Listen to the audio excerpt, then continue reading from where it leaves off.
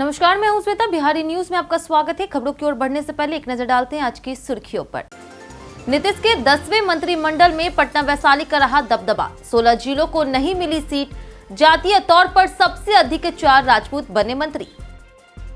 पटना से हाजीपुर तक हवा हुई जहरीली। AQI 245 तक पहुंचा। बिहार के 15 जिले हैं प्रदूषित। मार्च 2026 तक पटना की सड़कों पर दौड़ेगी 150 नई इलेक्ट्रिक बसें। मार्च तक शहर और आसपास के जिलों में शुरू होगा परिचालन। केंद्र सरकार जनवरी तक करेगी एजेंसी चयन प्रक्रिया पूरी। बिहार बोर्ड ने 2026 मैट्रिक और इंटर छात्रों के लिए डमी एडमिट कार्ड किए जारी। 21 से 27 नवंबर तक डाउनलोड और ऑनलाइन त्रुटि सुधार की होगी सुविधा। अब सुविधा पर हेल्पलाइन से किया जा सकता है संपर्क।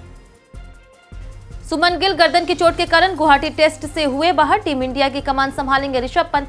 साई सुदर्शन और रेड्डी को प्लेइंग 11 में मिल सकता है मौका।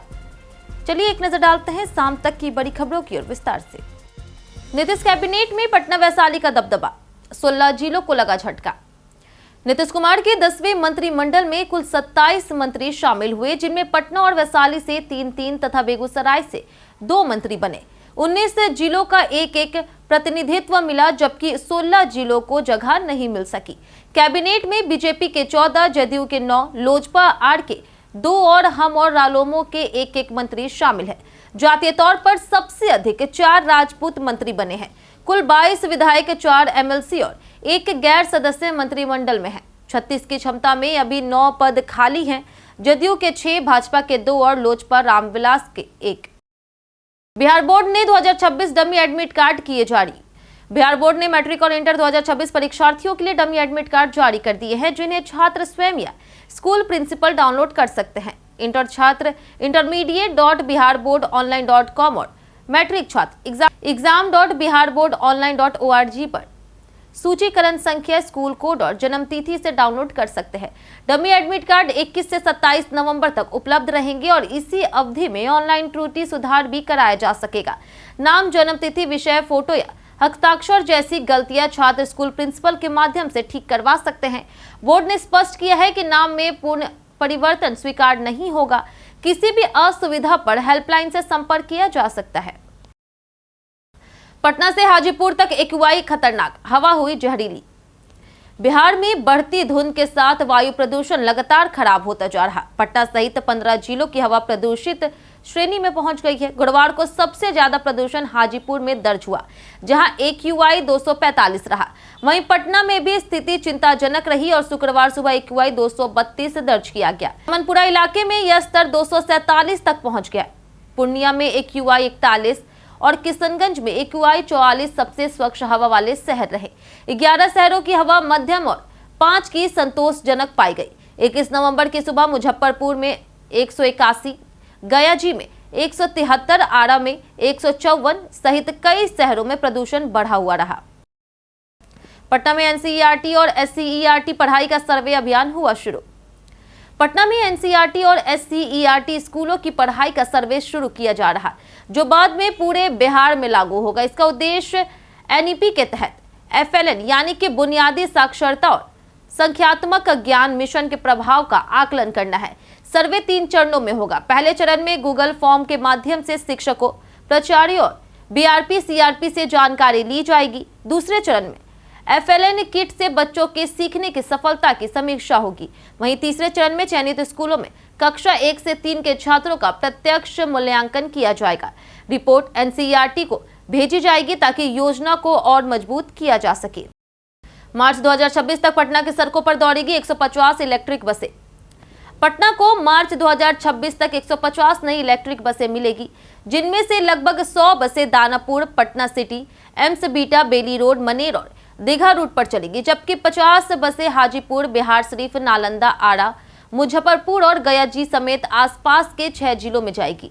PM ई-बस योजना के तहत बिहार को कुल 400 ई-बसें मिलेगी। केंद्र सरकार बस खरीद के लिए एजेंसी चयन की प्रक्रिया जनवरी तक पूरी करेगी और मार्च तक बसें बिहार परिवहन निगम को सौंप दी जाएगी। इसके लिए फुलवारी शरीफ और बैरिया में बड़े चार्जिंग स्टेशन तैयार किए जा रहे हैं। पटना से आनंदपुर साहिब तक श्रद्धालुओं के लिए चलेगी विशेष ट्रेन सेवा। 24 नवंबर को श्री गुरु तेग बहादुर जी के शहीदी दिवस पर तख्त श्री हरमंदिर जी पटना साहिब से तख्त श्री केसगढ़ साहिब, आनंदपुर साहिब तक लाखों श्रद्धालु यात्रा करते हैं। श्रद्धालुओं की सुविधा के लिए भारतीय रेलवे ने इस वर्ष भी विशेष ट्रेनें चलाने का निर्णय लिया है। 22 कोच वाली यह पटना आनंदपुर साहिब विशेष ट्रेन 23 नवंबर को सुबह 6:40 में पटना से चलेगी और 24 नवंबर को शाम 4:15 तक आनंदपुर साहिब पहुंचेगी। वापसी 25 नवंबर रात 9 बजे होगी। ट्रेन में सभी श्रेणियों के कोच होंगे और लखनऊ, मुरादाबाद और अंबाला कैंट में ठहरेगी। टिकटें IRCTC और काउंटरों पर उपलब्ध है। बिहार में नीतीश फैक्टर हावी, बीजेपी ने 2030 को ध्यान में रखते हुए बदले चेहरे। बिहार में एक बार फिर साबित हो गया कि राजनीति में अभी भी नीतीश की ही चलेगी। 10वीं बार मुख्यमंत्री बनकर नीतीश कुमार ने दिखा दिया कि सत्ता का अंतिम फैसला वही लेते हैं। 26 मंत्रियों के साथ शपथ लेकर उन्होंने कैबिनेट विस्तार टाल दिया। वहीं रणनीति जो वे अपने मजबूत दौर में अपनाते थे, नीतीश ने अपनी कोर टीम जस की तस रखी, जबकि बीजेपी ने हार्डलाइनर नेताओं को पीछे करते हुए 6 नए सॉफ्ट चेहरे शामिल किए और 2030 के लिए नेतृत्व तैयार करना शुरू किया। हालांकि बीजेपी सबसे बड़ी पार्टी बनी, पर नीतीश के बिना स्थिर सरकार संभव नहीं थी। कुर्मी, EBC, महादलित और महिलाओं में उनका दबदबा आज भी सबसे निर्णायक है, इसलिए भाजपा ने भी उनकी हर शर्त मान ली। किशनगंज में भूकंप के तेज झटके, लोग घरों से निकले बाहर। किशनगंज में आज सुबह करीब 10 बजे भूकंप के तेज झटके महसूस किए गए, जिसके बाद लोग घबराकर घरों से बाहर निकल आए। भूकंप का केंद्र बांग्लादेश की राजधानी ढाका से 42 किलोमीटर दूर नारसिंगदी में था और इसकी तीव्रता रिक्टर स्केल पर 5.6 मापी गई। अचानक हिलन डुलन से पंखे, दरवाजे और बर्तन तक कांपने लगे। कई लोग गहरी नींद में थे, लेकिन शोर सुनते ही बाहर भागे। झटके कुछ ही सेकंड तक रहे और दोबारा कंपन महसूस नहीं हुआ। किसी तरह के नुकसान की सूचना नहीं है। वहीं प्रशासन सतर्क है। उत्तर बिहार भूकंप के जोन 5 में आता है, जो सबसे संवेदनशील क्षेत्रों में शामिल है। पटना में नील, नितिन, मुकेश और खान सर ने किया भव्य अवार्ड लॉन्च। पटना के होटल पनास में बॉलीवुड एक्टर नील, नितिन, मुकेश और खान सर ने स्टार्स ऑफ इंडिया अवार्ड्स का उद्घाटन किया और ईस्ट इंडिया चैप्टर मैगजीन 2025 के तीसरे संस्करण का विमोचन किया। नील, नितिन, मुकेश ने पटना की संस्कृति और लोगों की गर्मजोशी की प्रशंसा की। खान सर ने कहा कि यह मंच पूर्वी भारत की प्रतिभा और प्रेरणा को नई पहचान दे रहा। आयोजन की संपादक अमृता राय वर्मा ने इसे क्षेत्र की प्रतिभा को आगे लाने का महत्वपूर्ण प्रयास बताया। कार्यक्रम में RJ अंजलि, शारदा सिन्हा और आर्यन बाबू समेत कई व्यक्तियों को सम्मानित किया गया। ड्यूटी में लापरवाही के कारण 2 दरोगा निलंबित। दरभंगा में ड्यूटी में लापरवाही के कारण बड़ेरा थाना क्षेत्र के 2 दरोगा विजय यादव और ब्रिजवासी सिंह को निलंबित कर दिया गया। SSP जगुनाथ रेड्डी ज्वाला रेड्डी ने बेनीपुर DSP की जांच रिपोर्ट के आधार पर यह कार्रवाई की। 18 नवंबर की रात दोनों अधिकारियों को भारत चौक से बेनीपुर चौक तक गश्ती की जिम्मेदारी दी गई थी, लेकिन उन्होंने ड्यूटी में कोताही बरती। गश्ती न होने का फायदा उठाकर चोरों ने ज्वेलरी और बर्तन की दुकानों के शटर काटकर लाखों का सामान चोरी कर लिया। जांच में लापरवाही पुष्टि होने पर दोनों को निलंबित कर दिया गया और पुलिस केंद्र भेज दिया गया। फुलवारी शरीफ में जमीन कारोबारी हत्याकांड का मुख्य आरोपी गिरफ्तार।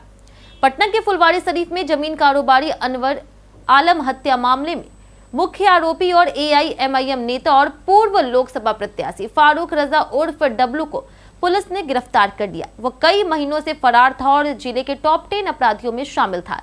उसके खिलाफ हत्या, रंगदारी और दंगा सहित 9 मामले दर्ज है। इस कांड में अब तक 8 आरोपियों की गिरफ्तारी हो चुकी है। इसके साथ ही मनेर पुलिस ने टॉप 10 अपराधी राम बाबू राय को भी पकड़ लिया है, जिसके खिलाफ 13 से अधिक गंभीर मामले दर्ज है। इन गिरफ्तारियों को पटना में कानून व्यवस्था के लिए बड़ी सफलता मानी जा रही। उपेंद्र कुशवाहा ने बेटे को मंत्री बनाने को लेकर किया खुलासा। राष्ट्रीय लोक मोर्चा प्रमुख उपेंद्र कुशवाहा ने खुलकर स्वीकार किया कि पार्टी नेताओं के बार बार टूट कर जाने से बचाने के लिए उन्होंने बेटे दीपक प्रकाश को मंत्री बनाया। उन्होंने कहा कि पहले उनकी पार्टी के सांसद और विधायक कई बार साथ छोड़कर चले गए, जिससे संगठन कमजोर हुआ। इसलिए परिवार के किसी सदस्य को पद देने में स्थिरता बनी रहती है। कुशवाहा के 6 में से 4 विधायक जीते, जिनमें पत्नी स्नेहलता भी शामिल है, लेकिन उन्होंने बेटे को ही मंत्री बनाया। दीपक फिलहाल किसी सदन के सदस्य नहीं हैं और जल्द MLC बनाए जाने की संभावना है। कांग्रेस के बागी नेताओं का धरना प्रदर्शन आज। बिहार में नई सरकार के शपथ ग्रहण के साथ जहां राजनीतिक हलचल तेज है, वहीं कांग्रेस में हार के बाद विवाद गहराता जा रहा। टिकट बंटवारे में वरिष्ठ नेताओं की उपेक्षा, विधायकों के टिकट काटने और बाहरी उम्मीदवारों को मौका देने के खिलाफ बागी नेता सदाकत आश्रम में धरना देने जा रहे हैं। पूर्व प्रवक्ता आनंद माधव ने कहा कि बागी ही पार्टी के सच्चे सिपाही हैं और प्रदेश नेतृत्व गलत हाथों में चला गया।